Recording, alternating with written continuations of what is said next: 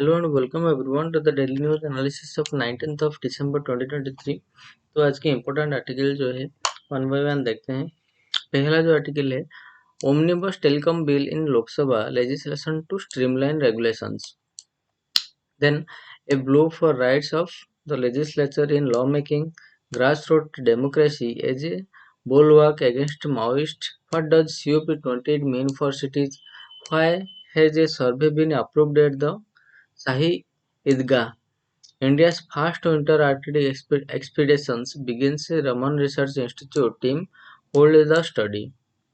Then direct tax fuel exceeds 75% of BE. Hopes of Gelpo project and economy revival dominate voters in Bhutan. Then Afghanistan left out COP28 hopes for inclusion in COP29 science का पेज। तो पहला जो article है, omnibus telecom bill in Lok Sabha legislation to streamline regulations. Telecommunication Bill 2023 introduced in Lok Sabha on Monday proposed the first comprehensive rewrite of telecommunication law in 138 years, consolidating spectrum rules, right of way dispute resolution between service provider and the Department of Telecommunication or local governments, and other aspects of telecom regulations into one fresh stature.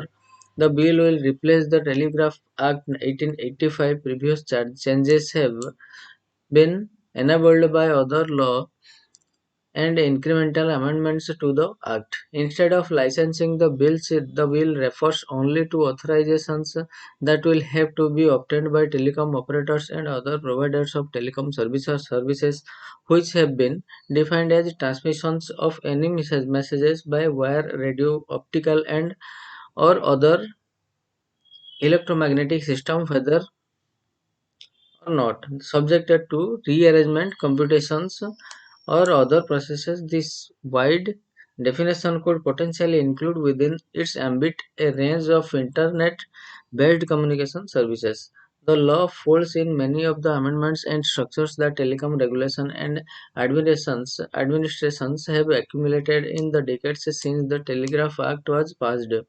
For instance, the National Frequency Allocation Plan, an administrative document that sets aside airwaves for different purposes, has now been given statutory force. Auctions will be the preferred mode of allotment of spectrum, while administrative allotment will be used in case of such as satellite TV and broadband. Provisions of lawful interceptions or surveillance of telecom communication have been retained as per the earlier act. The bill allows the union government to take over the operations of a telecom network on the ground of public emergency or safety issues. Right of ways right of way laws have been updated to give local authorities such as district magistrates more power to adjudicate disputes. Such positive measures will significantly accelerate the delivery of digital connectivity benefits to every citizen of India. The Cellular Operator Association of India said in a statement, the bill requires telecom customers to undergo biometric authentications. The persons familiar with the thinking behind the bill said that this was put in place to curb spam calls and messages. The bill has provisions allowing telecos to refarm spectrums or use spectrum for technology other than what they had brought it for. For instance, 4G spectrum can be repurposed for 5G. The trusted sources regime, which came into being after the India-Chinese border conflict in 2020 to stop imports of telecom equipment from hostile nations, is also part of the law now. The bill opens the door for spectrum allotment to satellite internet providers such as Bharti-backed OneWeb and US-based firms such as SpaceX, Starlink. However, only OneWeb and Geo have active satellite authorization that have been granted.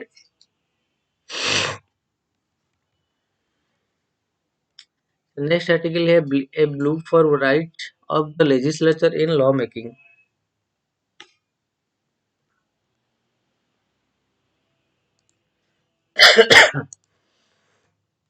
In a landmark judgment delivered on November 10, 2023, in a state of Punjab versus Principal Secretary to the Governor of Punjab and another, the Chief Justice of India CJI D.Y. Chandrachud gave a creative interpretation to Article 200 of the Constitution of India, which relates to the option before a governor when a bill after being passed by the state legislature is presented to him for his assent. The new interpretation relates to the real meaning of the first proviso to Article 200, which says that the governor may send the bill back to the assembly with a request for reconsideration of the bill as a whole of certain provisions thereof. It further says that it is if the assembly after such reconsideration passes the bill with or without the amendment, the governor shall not withhold assent from the bill.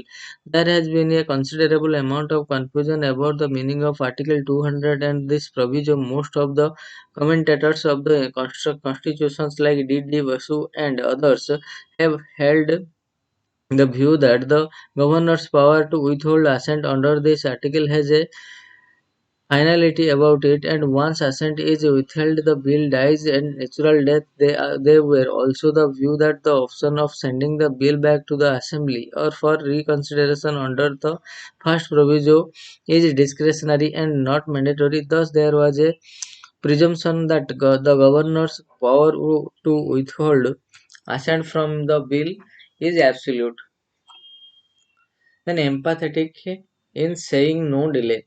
But the CJI, by linking the withholding of assent with the sending of the bills back to the assembly for reconsiderations, has virtually knocked out the option of withholding assent. The judgment says that if the governor decides to withhold assent, he has to send it back to the assembly immediately for reconsiderations, in which case he has no other options except to give assent, and at least to say that though his judgment, the CJI in a far-sighted approach has protected the rights of legislature in the manner of lawmaking and in fact for the entire constitutional systems for the depredations of unelected governors, and nevertheless the woes of state government are not over yet. It has been common practice by some governors not to take any decision on the bills sent to them for assent. They have been sitting on bills for 2 or 3 years, virtually negating the legislative exercise of the state. The Supreme Court of India has, in the Punjab case, said empathetically that governors cannot delay the decision on the bill. Thus, the decision of the top court has brought greater clarity to Article 200, and governors will have to quickly take a decision on bills. On bills for the president consideration, but there is still an area which can be exploited by the governors to frustrate the lawmaking exercise of the state government. Reserving a bill for the consideration of the president is an absolute option still available to to a governor. The crucial question is on what kind of bills a governor can send to the president for his consideration. The second proviso to Article 200 mentions one kind of bills which are mandatorily to be reserved for the consideration of the president. These are the bills which derogate from the powers of High Court in such a way as to endanger the constitutionally designed position of that court. So the constitution requires the governor to send all such bills for the consideration of the president. Since the consideration by the president means consideration by the union government, the officials of the home ministry will in effect decide the fate of such bill. The constitution in fact does not refer to any category of bills apart from the bills mentioned above, which can be sent to the president for his assent. Therefore, taking a surface view, the governor can use his discretion to send any bill to the president. In fact, that is precisely what the governor of Kerala, Arif Muhammad Khan, did the other day. He did not act on eight bills that were with him for over 2 years. When the Supreme Court took up the Kerala government's petition challenging the governor's inactions, he gave his assent to one bill and sent the seven bills to the president for his considerations. The court, it is learned, is going to examine this issue, namely what bills can be reserved for the consideration of the president. The Tamil Nadu government sent 10 bills for reconsideration by the assembly after many complaints by the state governments. The assembly, after reconsideration, sent the bills to the governor without accepting any amendments. But in a strange act, the governor sent all those bills to the president for his consideration, which is patently against the Constitution. Article 200 first proviso requires him to give his consent to the bill. So the question of crucial importance in the present political context is whether a governor can reserve bills for the consideration of a president at his discretion. The Constitution is silent on this. It makes only an indirect reference to the reserving of bills for consideration of the president in two places. Article 213 deals with the ordinance making power of governors. Under this provision, in certain cases, the governor can promulgate an ordinance only with instructions from the president. Under clause B of the above article, the governor can promulgate an ordinance only with instruction from the president in a case where he would have deemed it necessary to reserve a bill containing the same provisions as in the ordinance. The words deemed it necessary indicate the making of judgment by the governor in the terms of constitutional schemes of powers of legislative divisions. In other words, the governor cannot act on his whims while deeming it necessary to reserve the bills. Issue of state subjects.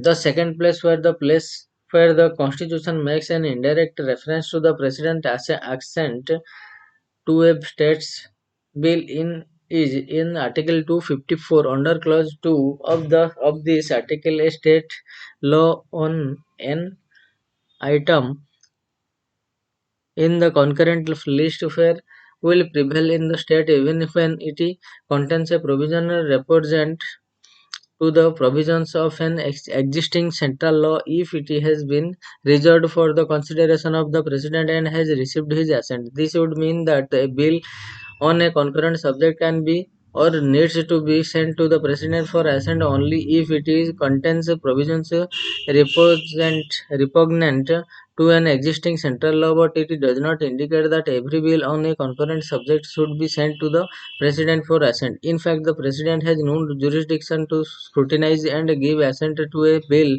exclusively on a subject in the state list because of the federal scheme of legislative division. Therefore, it would seem that if the governor sends a bill on the state's matter to the president, it would be an abdication of the constitutional duty of a governor. So, from the above analysis, it can be concluded that a governor cannot send to the president for assent bill which are exclusively on the state subject. Also, he cannot send bills on the concurrent subject if they do not contain provisions or represent to the central law. If the governor thinks that a bill contains unconstitutional provisions, the only option for him is to send it back to the assembly for reconsiderations.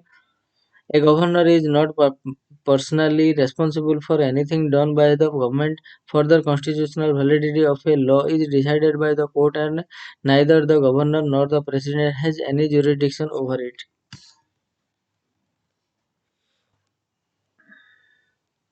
Next article है grassroots democracy as a bulwark against Maoist.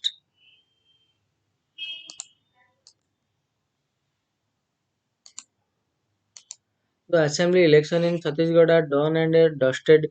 Equations in the context of tribal votes did matter immensely in the calculation of each political party given the proportion of the tribal population in the state. As in the politics of Chhattisgarh, it is said that the party with which the tribal voters goes from the government in the state as a viral As a tribal voters have 34% of the vote share in the state, Maoist insurgency in the country presently thrive in the tribal region of the Chhattisgarh, particularly in the Bastar region. Tribal forms the main cadre base of the movement. Elections in this Maoist stronghold that are scheduled 5 areas have always been affected by violence in the backdrop of boycott calls by the Maoist, and this year was no different. Democracy in Maoist. To begin with, as reported by the media, voters turnout in Maoist affected areas such as Bijapur and Kunta was as low as 3.3% and to 4%. The dismal turnout could be inferred as the writings on the walls subject to our inclinations to acknowledge it. There were several issues that shaped the issue on which political parties contested. However, no single issue addressed the challenge of resolving the Maoist countdown. Democracy has varied connotations for the tribal population inhabiting the region with the ongoing Maoist insurgency. If analyzed from the Maoist perspective of boycotts, it may be added that the insurgent who claim the fight the state for the cause of people forced these very people to shun the Maoist effective tools towards empowerment, that is, by not participating in the democratic process. This calling out is essential so as to establish the sum that Maoists are for the people's cause in the present context. What the Maoists attempt to achieve by running their parallel government of Jantana Jan, Jantana Sarkar,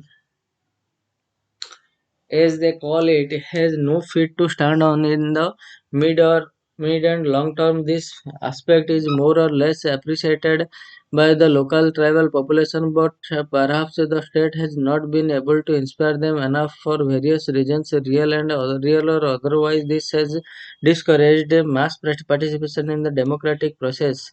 This development is more glaring in the context of earlier trends wherein the local population often ignored boycott calls. Does the trend points to disillusionment on the part of the electorate. As far as election issues vis-a-vis tribals were concerned, the most dominant one was that of the religion-based conversions. The issues it is felt was a manufactured agenda by the political players as an alibi to divert attention from the basic issues with enhanced awarenesses leading to the tribal assertions. Tribals now aspire for the rights they are guaranteed via the constitution. Such awarenesses and assertions have clearly manifested themselves in the popular Pathalgadi movement by tribals in Jharkhand, wherein tribals assert their rights often by expressing resistance. These people are increasingly and rightfully aware of their entitlements which they demand under the umbrella of dignity on PESA. Although a few of the political parties in the field came up with the issues concerning complete implementation of the provision of the Panchayat's extension to Scheduled Areas Act PESA, modalities to execute the same were not brought out in a clear manner. In spite of the PESA Act being passed in 1996, not one of the state governments concerned has implemented the same in the correct spirit by the issuing policy directives. The Act envisions the empowerment of a Gram Sabha as the sole authority to govern various aspects of the socio-economic lives of the tribal community in the respective jurisdiction. The intent behind the Act was to bring people at the grassroots levels face to face with the government and was aligned to the tribal way of life. In historical traditional terms, various state governments have implemented this Act in a half-hearted manner to meet their ulterior motives. This gap has been exploited by the Maoists to foster their agenda and by having their read run in their strongholds through Jantana Sarkar.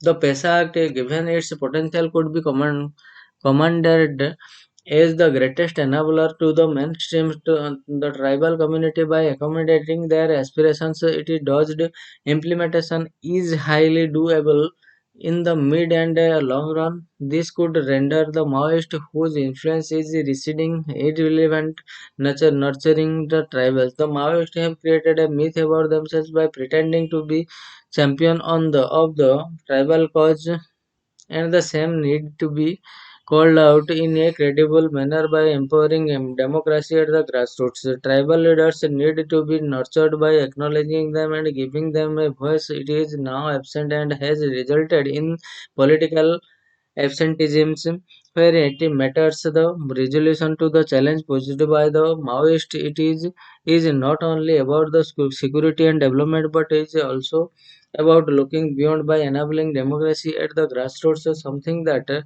recognizes tribal aspirations and calls out the ulterior intentions of Maoist or otherwise we will continue paying short-term attention to the Maoist challenge only when they strike at their sweet will.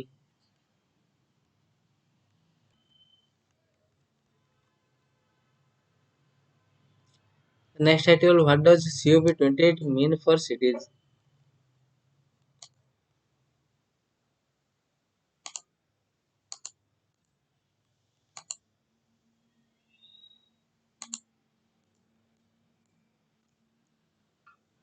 The 20th Conference of Parties COP28 in Dubai has been described by some as being a mixed bag, even though could not come up with a profound statement of ending fossil fuels. At least a discussions with it was triggered. A few ambitious delegates described it as the beginning of the end of an era of fossil fuels. This was an important COP owing to the global stock taking GST over the Paris climate deals of keeping global temperature below 1.5 degrees Celsius and reducing greenhouse gas GHG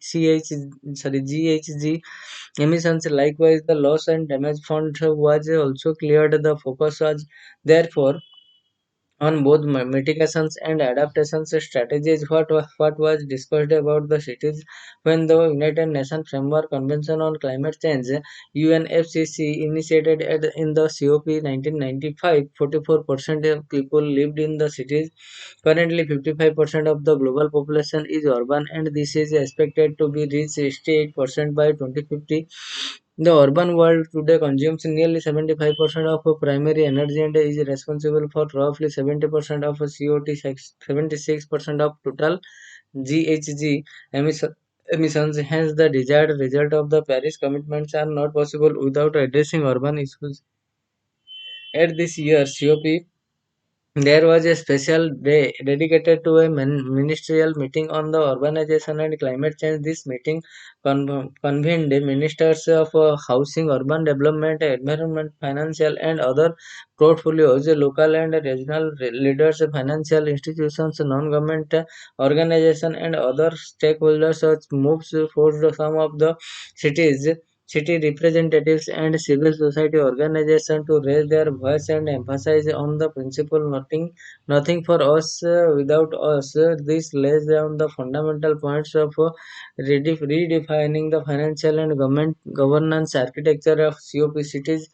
Representatives have been arguing for multi-level green deal of governance and for revising the governance and regulations of the energy and climate actions. Likewise, some European city groups have been staunchly advocating for direct actions in cities. Rafal Trzaskowski, ENVE chair and mayor of Warsaw, leading member of the mayor's delegation for COP28, argued for formally recognizing the role of sub-national government in the global climate change negotiations, accelerating and scale up climate actions by working across all levels of governance and sectors, and providing direct financing and technical assistance to cities and regions. This will require an out-of-the-box imagination, as it would mean transgressing the authorities of federal governments. Nevertheless, the moot point is that cities and regions are key actors in driving climate ambitions forward and in creating green jobs, reducing air pollution, and improving human health and well-being. The efforts of city government should be formally recognized in COP decision documents. What can be done in global south? The cities of the global south are far more vulnerable than their western counterparts. The city leaders are hardly empowered. The major and the major employment is in the informal sector. Adaptation is the key as most cities are vulnerable to climate-induced disasters, and the pent-up drive to attract investment to cities has further widened the gap between the rich and the poor. The most countries and in India particularly 40% of the urban population live in slums. Population is a major contributor in reducing life expectancy, and social and economic inequalities are quite inherent in their systems. So, to ensure fair participation in the climate action plans and to claim loss and damage compensation, etc., there has to be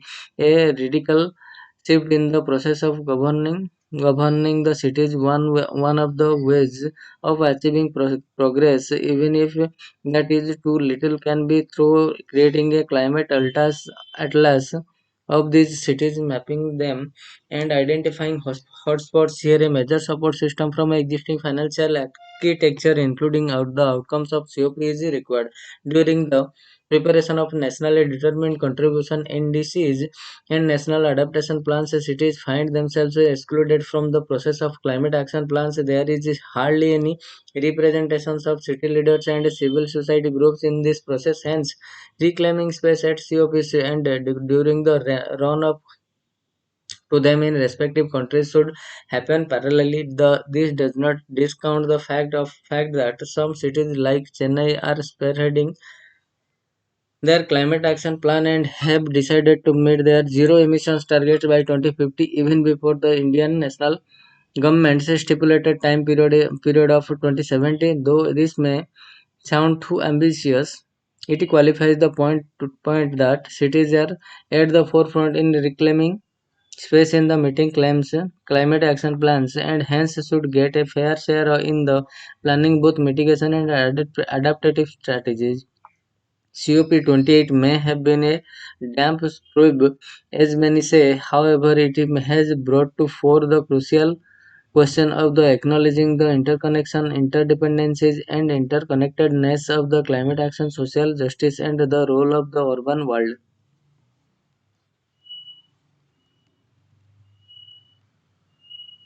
Next, why has a survey been approved at Shahi Idgah?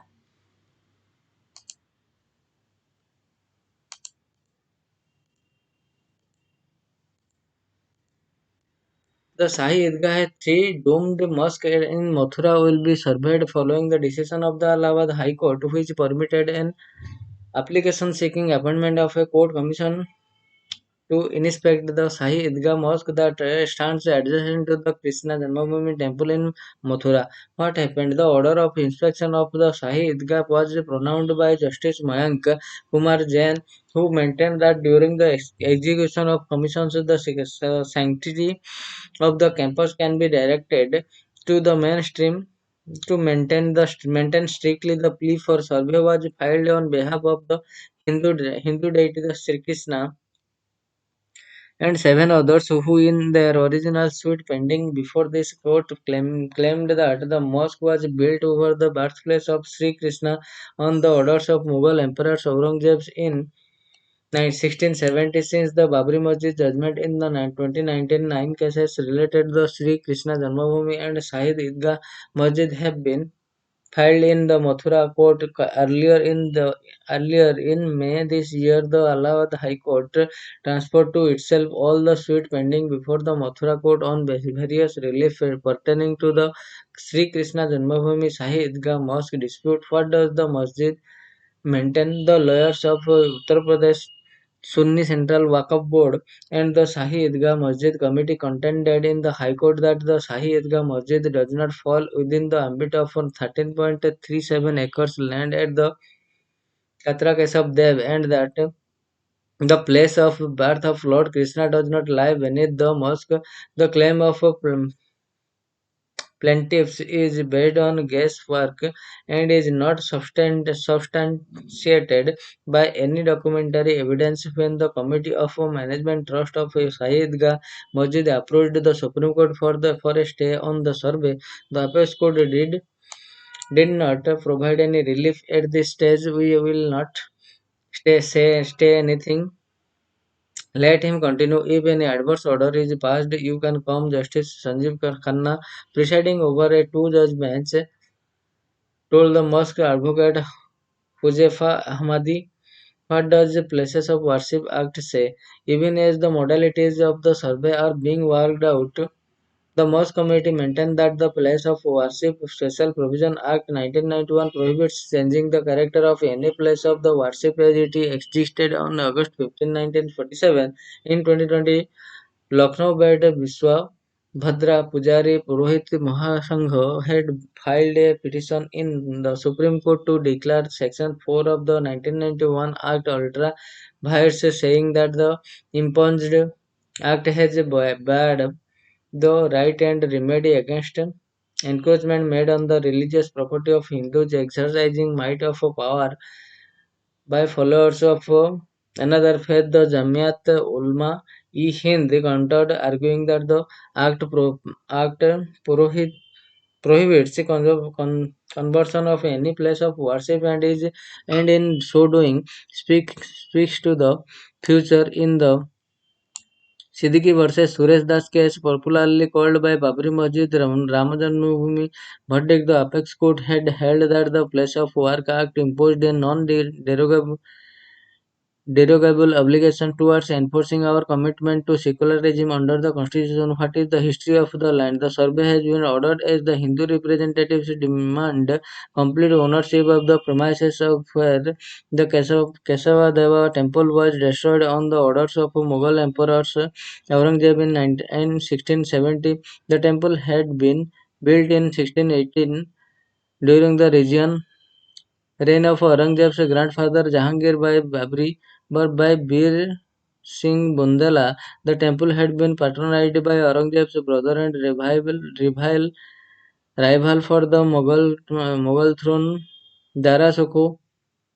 Later in the 1815 Raja Patni of Benares brought in 13.77 acre land from the East India Company. His descendant sold the land to Jugal Kishore Birla for 13,400 rupees, who then set up the Sri Krishna Janmabhoomi Trust. It acquired ownership rights over the temple, and in 1951 the 13.77 acre land was placed in the trust with the condition that the trust property will never be sold or pledged. In 1968, an agreement was signed between Sri Krishna Janmasthan Seva Sangh and the Shahid Idgah Masjid Trust. As part of the statement, the temple authority had conceded a portion of the land to Idgah. Now the temple petitioner want possessions of the entire parcel of the land.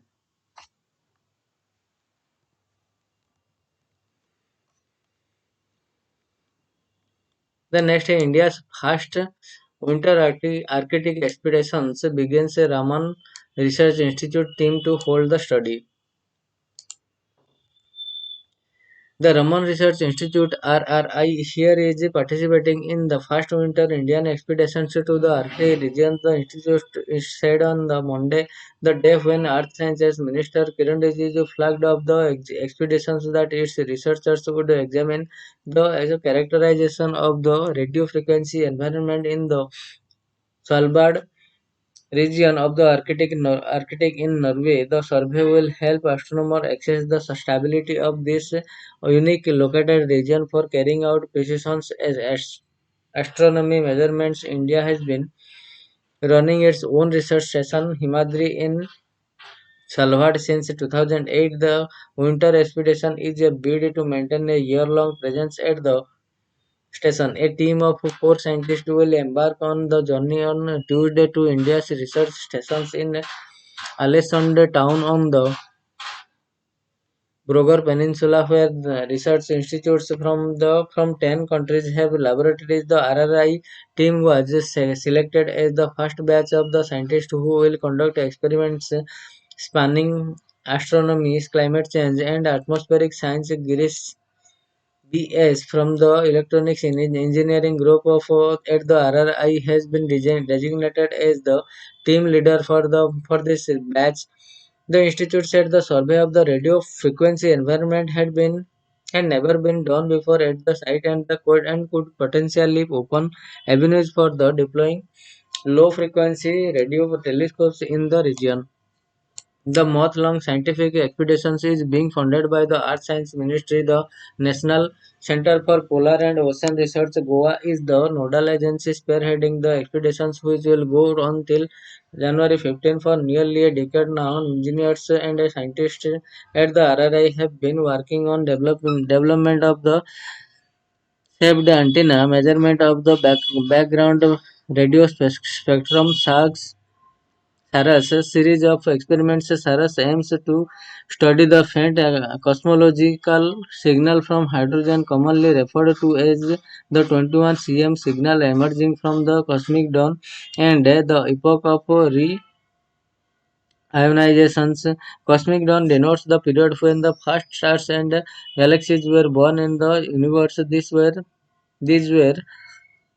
these are the two vital phases that the universe underwent during its early stages of evolution several billions of years ago. These periods in cosmic history are not well understood due to a lack of observations due to rampant urbanization in recent years. The space for the development of scientific experiments for cosmological studies is fast sinking. Several places where low frequency astronomical observations were conducted in the past are no longer suitable for carrying out precision measurement, and the biggest limitation in achieving the required sensitivity is RFI. Mr. Girish said sensitive electronics instruments will be used to study the incoming radio signal in the frequency range of 5 to 500 MHz at the accessible sites in the vicinity of Himadri.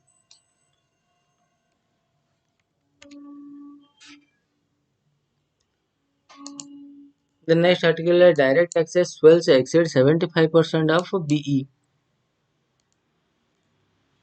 India's net direct tax collection had grown 20.7% by December 17 to cross 13.70 lakh crore rupees, the Finance Ministry said on Monday, indicating that the 75.15% of the year's direct tax target had been met.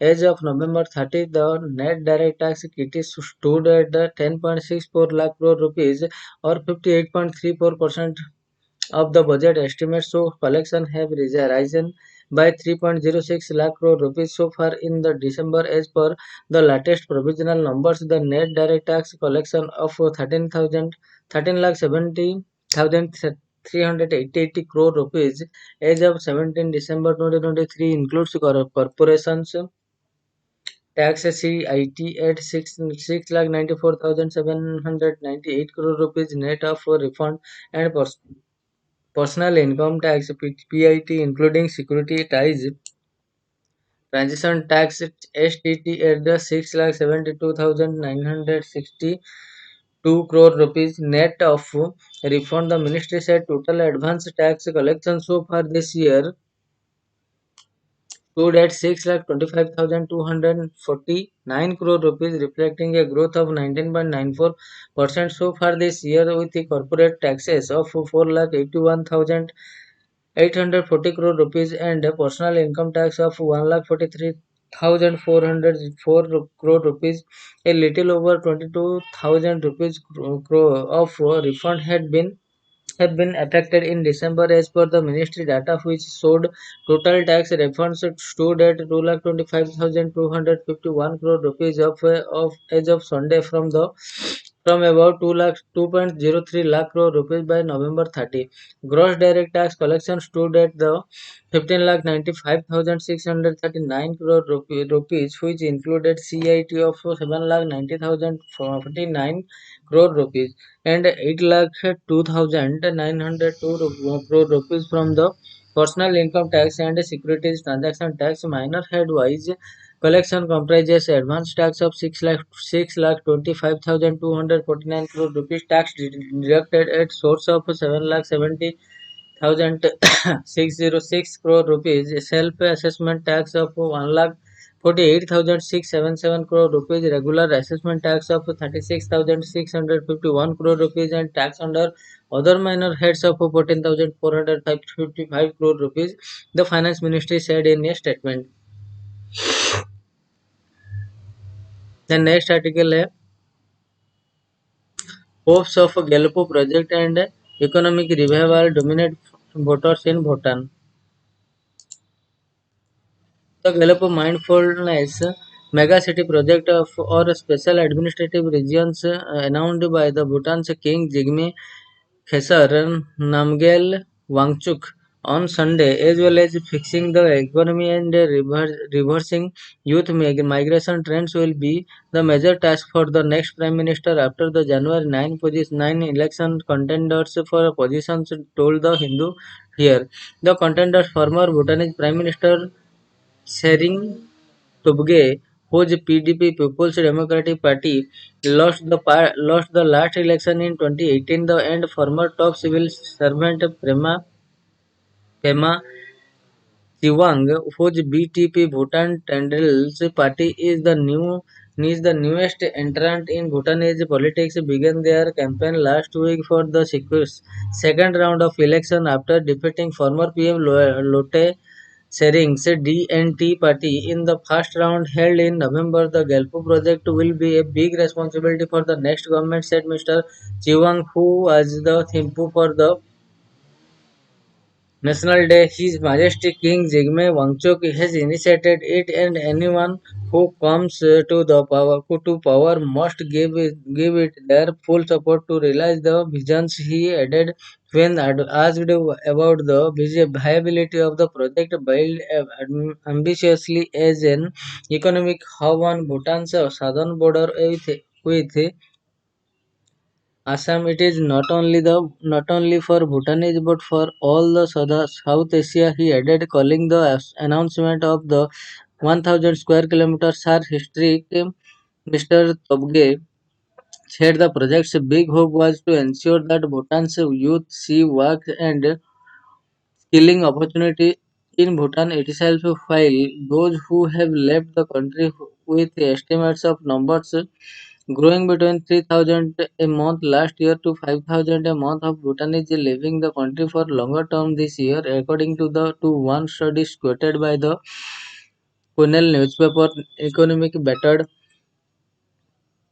The economy took a battering during the COVID, and we have not been able to resuscitate it is since, which had led to this out migration by our youth. We have to reverse the trend by creating opportunities within Bhutan, Mr. Tubge said when asked about the benefits of Gelpo project. While the PDP secured the highest number of votes and seats by far in the four-party contest of the primary round, and is the front runner ahead of the BTP, analysts have warned that second rounds in Bhutan have often sprung as a surprise winner. This is the fourth Bhutanese election since the former king Jigme Singye Wangchuk abdicated in favor of his son in 2006 and introduced multi-party elections, and each time the incumbent government has been voted out. Most of voters here, when asked, also pointed to solving economic issues as their main worry ahead of the votes of January 9. Inflation today is a real problem. We are all dealing with the higher prices, and this is the reason so many young Bhutanese are leaving the country, said Goma Rai, an accountant in her 20s. Tour operator Niman said he hoped the Galpo project would be implemented along with a stable tourism during his National Day speech on Sunday, delivered in Thimphu to a crowd of about 30,000 people, mostly young Bhutanese. King Jigme Wangchuk said the Galpo project, which he would personally be involved in, was meant to ensure educated and skilled Bhutanese abroad would return.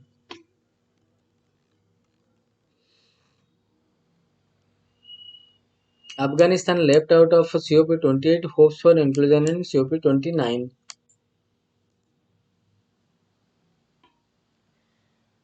Humanitarian concerns have been raised over Afghanistan being left out of the United Nations climate negotiation for the third year in a row as the country grapples with worsening drought and floods. Afghanistan is one of the countries most vulnerable to climate change, but the country was absent from the COP28 climate summit in Dubai. It has been left out of the United Nations talks since the Taliban took over the Kabul in 2021. No foreign government has formally recognized Taliban leadership and it does not have a seat at United Nations General Assembly. Foreign officials have cited the Taliban's restriction on women as the reasons for current isolationist policies, particularly its bearing of girls and women from high schools and universities. However, some have questioned the country's continued exclusions. Humanitarian and international officials have said they made efforts this year to allow Afghanistan representatives to be able to attend the coinciding with border talks among foreign governments and multilateral institutions on how to deal with the Taliban. Though ultimately unsuccessful, there is a hope that maybe the next year you might see engagement with the Afghanistan in some capacity again, said Qayamuddin Ikram of the non-profit Refugees International on the sidelines of the COP28 summit. The United Nations Framework Convention on Climate Change UNFCCC COP Bureau, which is responsible for accrediting parties to annual summits, decided at the November 2022 meeting to defer a decision on future Afghanistan representations. The Taliban administration has called its COP28 exclusion regrettable. Efforts were made to have the representatives of Afghanistan participate in the 28th United Nations Climate Change Conference, but no positive response was received, said Rohulullah Amin, a head of climate adaptation at the country's National Environmental Protection Agency, NEPA, now run by the Taliban. The UNFCCC did not respond to a request for comment on Afghanistan's lack of participation at COP28. Women make up many of the 20 million Afghan facing severe food insecurity exacerbated by declining food aid as a government slash Afghanistan's humanitarian funding. The Taliban took over takeover of government institutions has also meant that Afghanistan is unable to access key United Nations climate funds, including the Green Climate Funds. The GCAF had approved nearly 18 million dollars for sustainable energy project in Afghanistan before the Taliban's takeover.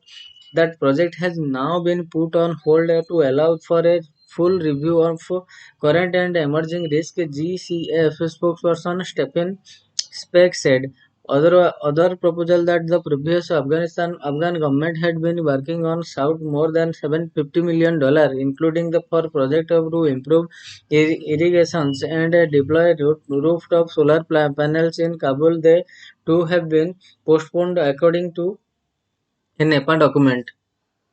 So friends, this is all for today and we'll meet from tomorrow onwards with a new news article from the Hindu newspaper. So till then, keep studying and thank you a lot.